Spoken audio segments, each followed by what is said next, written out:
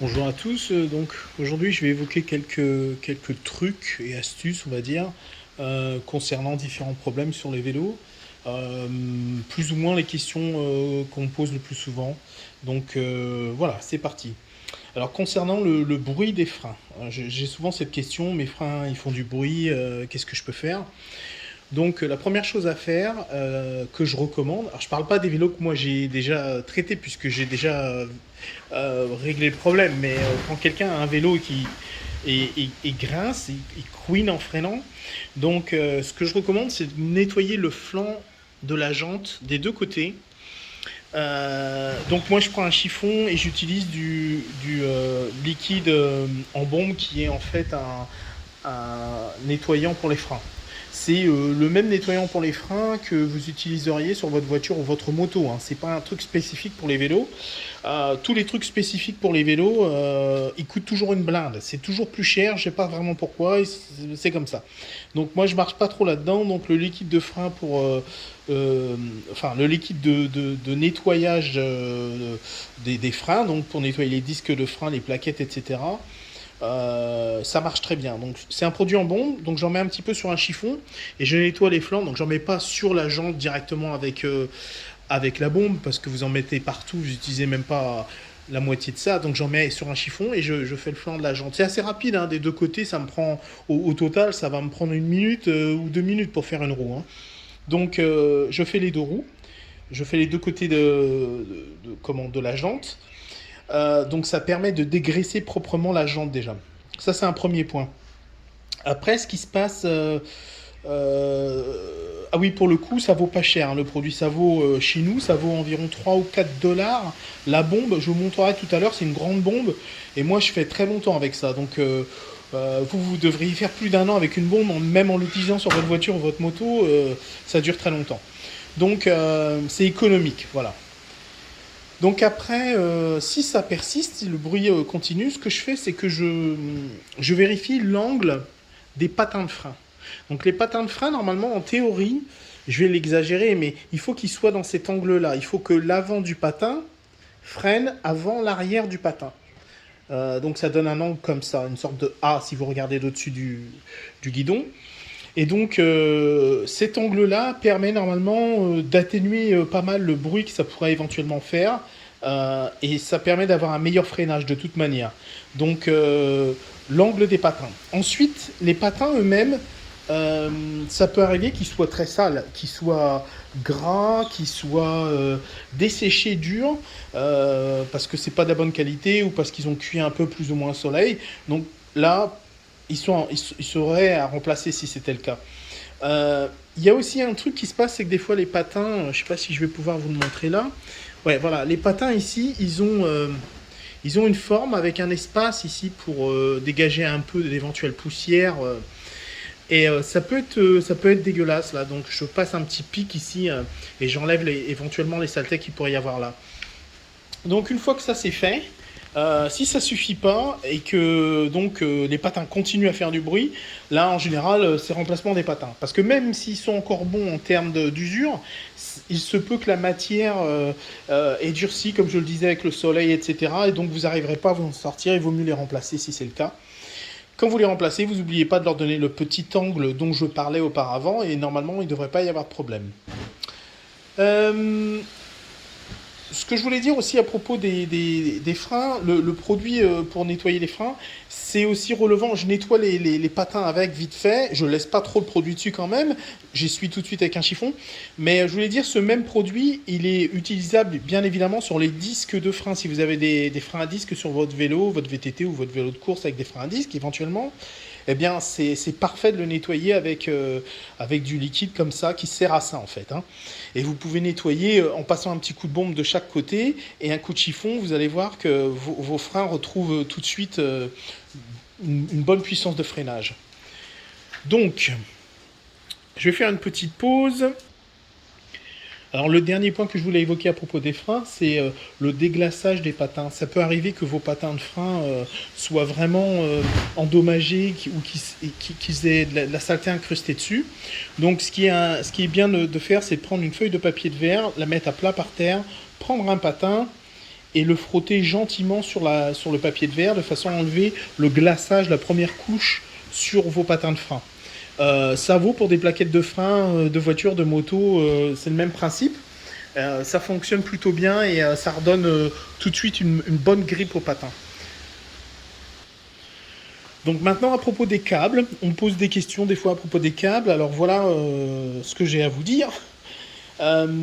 Si vous devez remplacer vos câbles, moi ce que je conseille toujours, premièrement, je coupe le câble de frein arrière, s'il est à remplacer, je le coupe ici.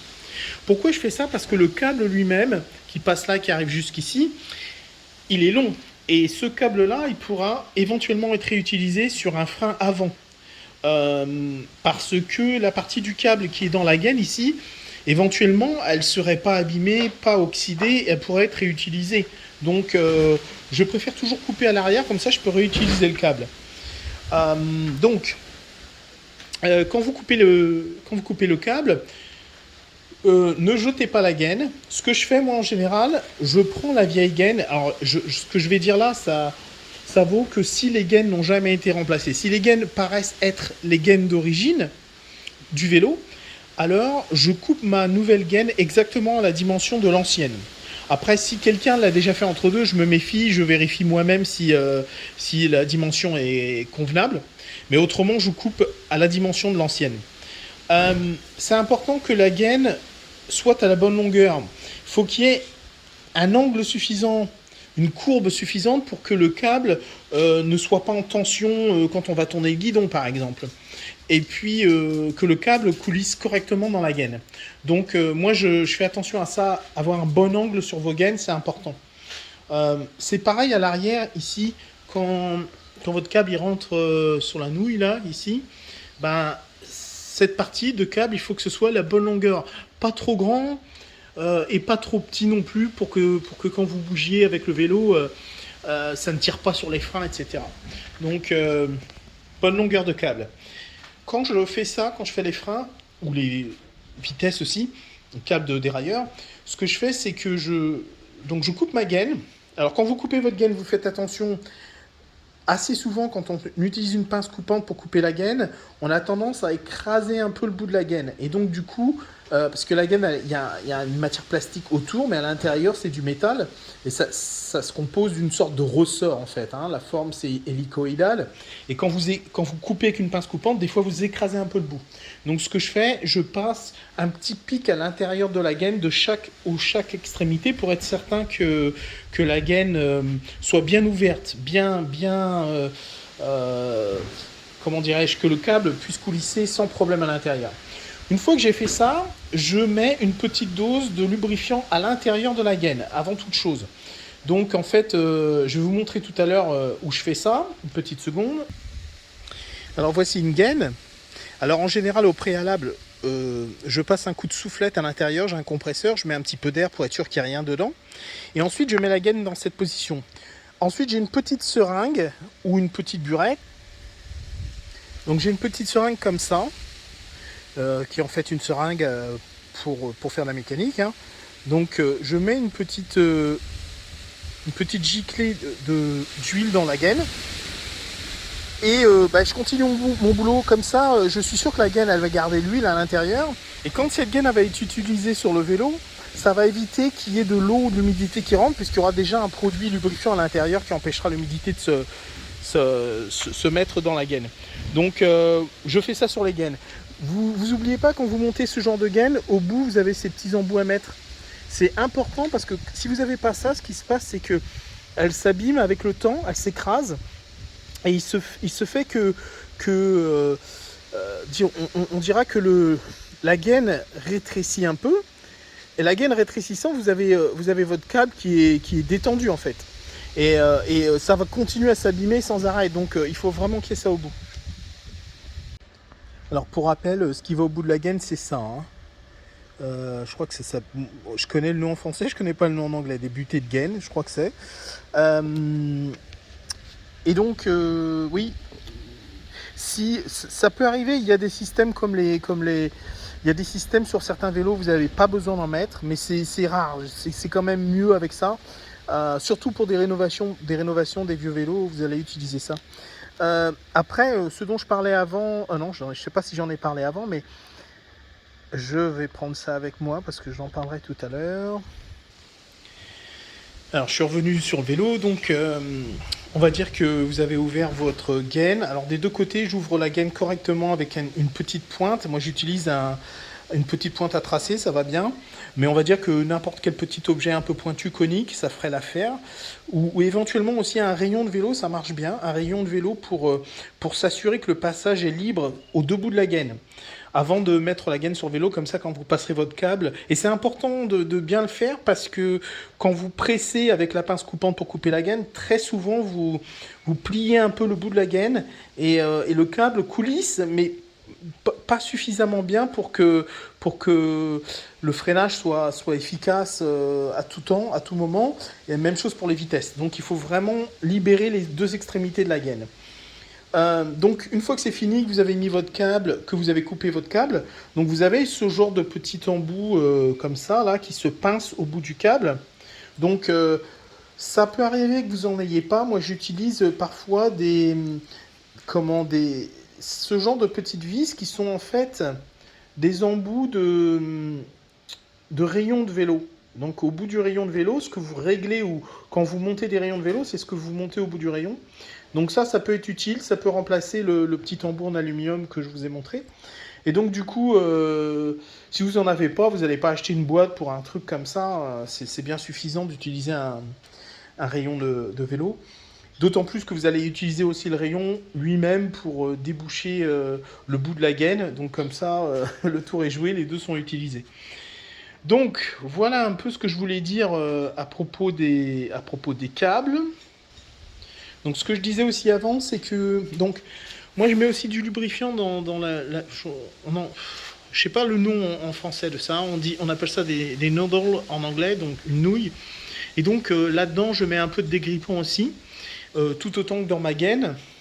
Comme je le disais, donc moi pour le dégrippant, je trouve que c'est plus pertinent d'utiliser de l'huile qui sert aux boîtes de vitesse ou au pont de véhicule ou alors de l'huile qui sert au cardan de moto. Moi j'ai de l'huile qui est normalement faite pour les cardans de ma moto et je trouve qu'elle a une très bonne fluidité, elle est très bien, elle correspond bien à ce que j'ai besoin pour lubrifier l'intérieur des gaines, je m'en sers tout le temps. De plus, les 2 litres doivent coûter le prix d'une petite burette à huile pour les vélos, de quelques centilitres. Donc je vais même pas m'étendre là-dessus. Oubliez les trucs de vélo spécifiques. Il y a tout un tas de produits qui marchent très bien pour les vélos sans que ce soit des produits spécifiquement pour vélo. Faut pas trop. Il y a beaucoup de marketing là-dedans. Faut pas trop s'embarquer là-dedans. Faut réfléchir un petit peu et voir ce qui marche sur un vélo. C'est pareil avec les polish et tout ça. Tout ce qui marche pour une voiture, une moto marche pour un vélo. Il n'y a pas de raison. Donc les selles, je les nettoie et je passe une petite couche de crème hydratante pour les mains dessus. Et en général, ça donne un très bon rendu. Là, je ne l'ai pas encore fait sur celle-là, mais je vais le faire. Et ça donne un très bon rendu et ça coûte pas bien cher. Voilà. Pour les poignets, quand je dois enlever les poignets pour les remplacer, en général, bon, comme j'ai un compresseur, c'est quand même assez facile. Vous passez un petit peu d'air avec la soufflette du compresseur ici, et la poignée, elle s'en va. Ou s'il y a un trou dans la poignée, vous mettez votre soufflette dedans, vous soufflez, paf, ça sort tout seul. Sinon, vous pouvez aussi utiliser, quand c'est des poignées qui sont avec un bouchon, vous pouvez utiliser un rayon pour passer entre la poignée et le guidon. Ça donne un peu d'espace, et en général, on arrive à décoller la poignée du guidon. Donc voilà ce que je voulais dire. Pour les câbles, je crois que j'ai fait un peu le tour de ce que je voulais vous dire. Bien respecter des courbes pour vos câbles. Donc c'est pour ça qu'il vaut mieux utiliser la vieille gaine pour savoir ce que vous allez couper, à quelle longueur, etc. Pour refaire une courbe correcte qui va faire que votre câble fera pas un angle trop difficile pour le câble à être actionné à l'intérieur de la gaine. Donc voilà ce que je voulais dire pour les gaines. Ah oui, le troisième point que je voulais vous dire concernant les fins de câble, hein, ce que je voulais dire, les fins de câble, c'est ça, hein, voilà, ici. Donc je vous ai dit que moi j'utilise ça, ou alors j'utilise cette partie cette partie d'un rayon qui est en fait cette partie-là. On est bien d'accord? Ou alors, on peut utiliser aussi un rivet pop.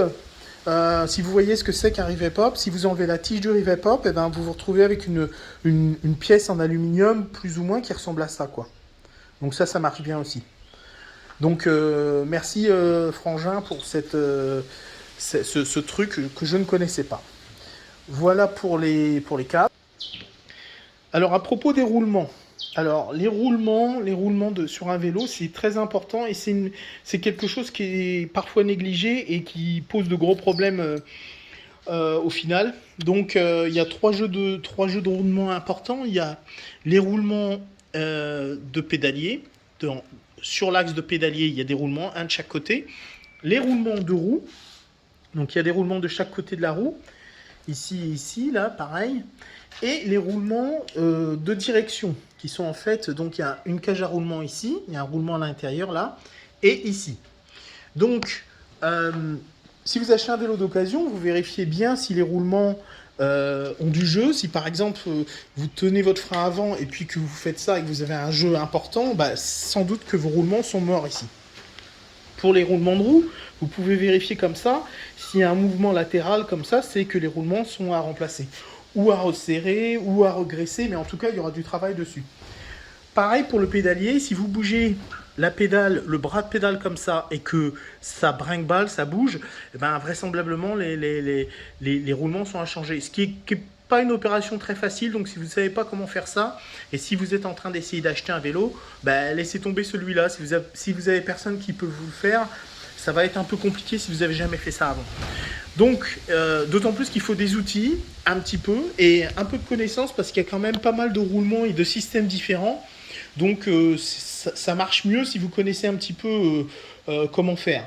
Donc, moi, je dirais que pour les roulements, si vous êtes vraiment novice, il n'y a pas grand-chose vraiment que vous puissiez faire en termes de remplacement sans vous y connaître et sans avoir d'outillage. Par contre, si vous vérifiez avant s'il y a du jeu dans les roulements, si par exemple vous avez un tout petit jeu dans les roulements de la roue avant, je vous donne un exemple, vous pouvez démonter la roue et vérifier ici, il y a un écrou sur l'axe de la roue qui en fait resserre les roulements dans leur cage ici.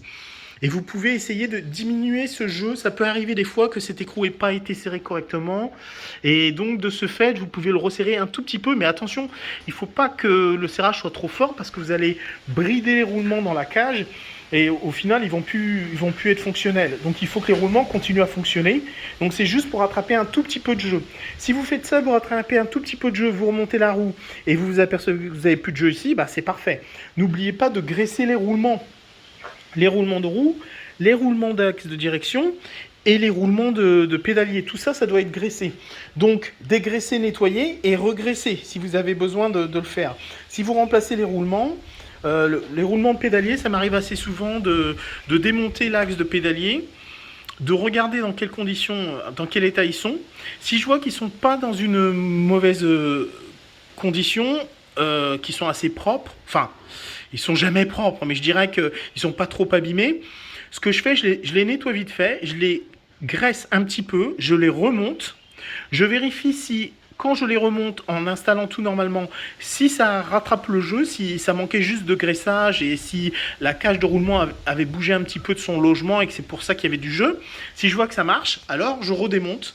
Et cette fois, je graisse correctement, en ayant nettoyé correctement, je graisse correctement les roulements.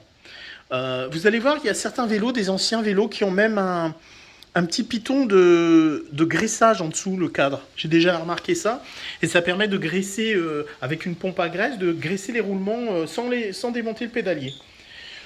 Donc voilà ce que je voulais dire pour les roulements. Donc, roulement de roue, c'est à vérifier. Et si vous y connaissez pas et vous avez du jeu, eh ben, oubliez le vélo parce que ça va être un peu compliqué. Je dirais même en général, les rayons, c'est un peu pareil. Hein. Une roue de vélo à laquelle il manque des rayons qui sont cassés par exemple, bon, ça à éviter parce que ça veut dire que elle risque d'être voilée. Si c'est pas le cas, ça va arriver incessamment sous peu. Et puis, si vous savez pas comment remplacer les rayons, il vaut mieux éviter quoi. Vous allez vous embêter avec un truc. Je vous parle de ça si vous achetez un vélo, si vous êtes dans le projet d'acheter un vélo d'occasion, par exemple, c'est le genre de choses à vérifier. Roulement de roue, roulement de pédalier, roulement de direction, rayon, et puis évidemment, l'état général, si vous voyez par exemple que le cadre, faut bien regarder si le cadre il n'a pas été craqué, s'il n'a pas été ressoudé, s'il n'y a pas une partie métallique qui est cassée, hein, évidemment. Vous pouvez même retourner le vélo, le mettre sur la selle et le guidon, et regarder en dessous dans quel état il est, c'est pas plus mal. Donc voilà ce que je voulais vous dire aujourd'hui et j'espère que ça vous aidera. Quand je remonte tout mon système, je donne aussi un petit peu de lubrification sur l'axe de pivot des freins, de façon à ce qu'ils clapent bien comme ça. J'aime bien que les freins soient nets, qu'ils soient fonctionnels et donc ouais, cet axe-là, il a besoin d'être... bon là, ça bouge pas parce qu'évidemment, j'ai débrayé le câble du mécanisme, mais attends. Là, si je fais ça maintenant, voilà, les freins sont très efficaces. Ce type de freins-là, ils sont très efficaces sur un vélo, dès l'instant que c'est pas un vélo électrique. Les vélos électriques, je recommande des freins à disque, parce qu'un vélo électrique, mine de rien, c'est plus lourd. Éventuellement, ça va plus vite. Et donc, faut pas trop se prendre la tête. Il vaut mieux avoir des meilleurs freins. Alors pour refaire le trou de la gaine, comme je disais auparavant, moi j'utilise ça qui est en fait une pointe à tracer, hein. Voilà, toute simple. Et voilà, je passe un petit coup dedans des deux côtés. Bon là c'est une gaine qui était déjà faite à cette mesure et donc c'est pas moi qui l'ai coupée, mais vous comprenez le principe. Et puis pour le nettoyage des jantes, du flanc de jante et les disques de frein, parce que ça marche aussi très bien pour les disques de frein de vélo. Pour toutes les pièces mécaniques, c'est un dégraissant de toute façon, ça marche très bien. Moi, comme je l'achète et que je suis un économe, je l'utilise pour le freinage. Mais on peut l'utiliser pour d'autres problèmes, quoi. Donc voilà ce que j'utilise en général. Et pour l'huile, j'utilise la petite seringue que je vous ai montrée là, qui est celle-ci là. Voilà. Ou alors j'utilise ce type de burette. C'est aussi la burette que j'utilise pour faire les maillons de chaîne. Moi, je regraisse les maillons de chaîne avec cette huile. Au goutte à goutte sur chaque maillon, alors, puisque vous savez que ce qui est agressé sur une chaîne de vélo, c'est pas entre c'est la partie qui lie un maillon à l'autre. Entre les deux, l'espace là où il n'y a rien, on n'a pas besoin de graisse ou d'huile là. Et ça a évité de mettre de la graisse sur une chaîne parce que quand vous mettez de la graisse, dès que vous sortez avec le vélo, toute la saleté va se coller sur la chaîne et c'est une catastrophe. Donc les chaînes de vélo, moi je recommande de les nettoyer. Et pour le graissage, d'utiliser de l'huile comme celle que j'utilise pour les gaines, au goutte à goutte. Alors je sais que c'est un peu chiant, mais moi je trouve pas ça très chiant et très long. Ça doit me prendre 2 minutes au total pour faire une chaîne de vélo. Et ensuite, une fois que j'ai fini, je laisse un peu reposer en manœuvrant la pédale de façon à ce que ça aille bien entre tous les maillons. Et une fois que c'est fini, j'enlève l'excès avec un chiffon. Des deux côtés, à l'intérieur comme à l'extérieur, il n'y a pas besoin de plus que ça. Et le vélo, il est bon comme ça. Si vous sortez, si vous allez dans l'eau, etc., à la plage, oui, d'accord, vous relavez votre vélo, il faudra en remettre. Mais pour une utilisation quotidienne urbaine, ça va durer un bon moment, vous n'aurez pas besoin de regresser. Et quand vous regressez, vous prenez un chiffon propre, vous nettoyez ou un sopalin, vous nettoyez votre chaîne d'abord pour enlever l'excédent de saleté qui serait éventuellement collé sur la chaîne, et vous remettez une petite dose d'huile avec ce genre de burette. J'en ai même fait une plus grosse pour aller un peu plus vite, mais en fin de compte, voilà, j'utilise celle-là le plus souvent. Et c'est pas ce qu'il y a dedans, hein. Ce que j'utilise, c'est bien l'huile dont je vous parlais, qui est en fait une huile de boîte ou une huile de cardan de transmission. Voilà, j'espère que j'ai été clair avec tous mes trucs. Il y a encore d'autres trucs, mais bon, pour aujourd'hui, ça fait déjà gros à digérer. Voilà, je vous remercie pour votre attention et je vous souhaite une bonne journée. Bye bye.